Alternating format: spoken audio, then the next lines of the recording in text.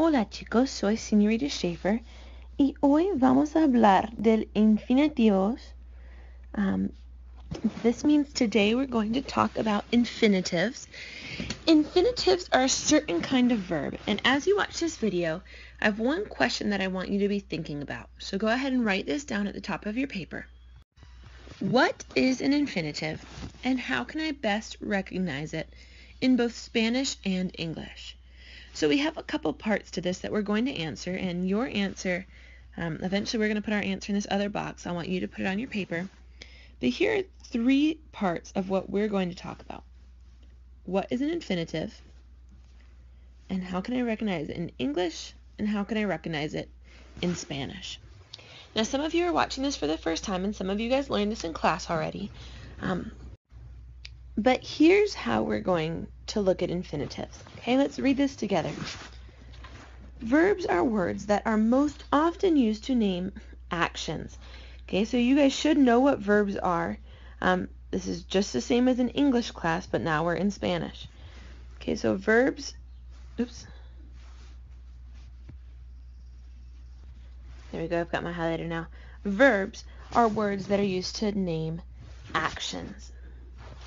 Verbs in English have different forms depending on who is doing the action or when the action is occurring. So we would say, I walk, but then we would say, she walks. And if we wanted to speak about the past tense, we would say, we walked. The most basic form of a verb is called the infinitive. This is kind of like our starting point. So in English, you can spot infinitives because they usually have the word to in front of them. Okay, so here we have our answers to questions 1 and 2 that we posed. If you want to go ahead and write those down on your list, you can. Okay, so we asked, what is an infinitive? The most basic form of a verb is called the infinitive.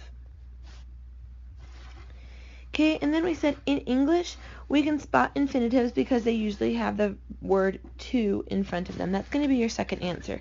So for example, to swim, to read, to write. We're not saying who's doing it. We're just expressing the verb that we're talking about. Okay? Infinitives in Spanish, though, don't have a separate word like to in front of them. Spanish infinitives are only one word, and they always end in er, ar, or ir. Okay, so that's going to be the main way that we know. They always end in AR, ER, or IR. That's your answer to part number 3 of that question. So here are some examples. These are the same verbs in Spanish as they are in English down here.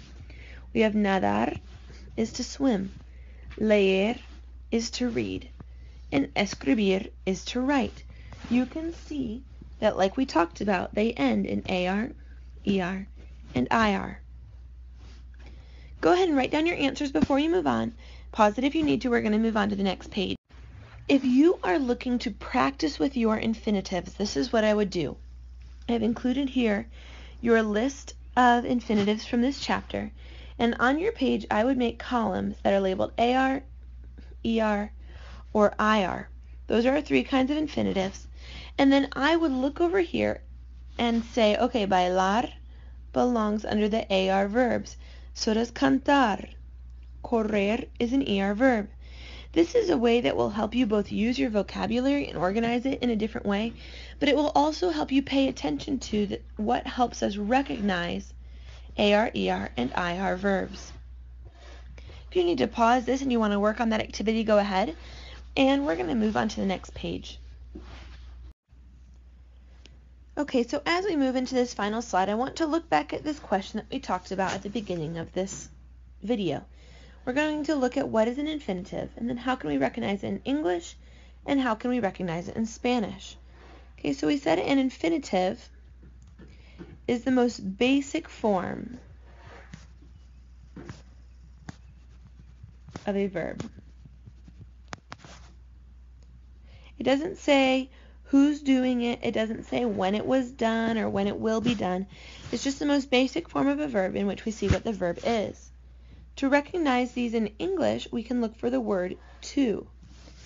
For example, we might have to swim. However, in Spanish, this is only one word, unlike the English to swim. Okay, and it will end in AR, ER, or IR. An example would be nadar. This means to swim in Espanol. If you have any questions, please feel free to email me or ask me in class, but I hope that this was helpful and informative for you. Remember that these videos are a great way to study before you take quizzes or tests on grammar. Thanks for watching.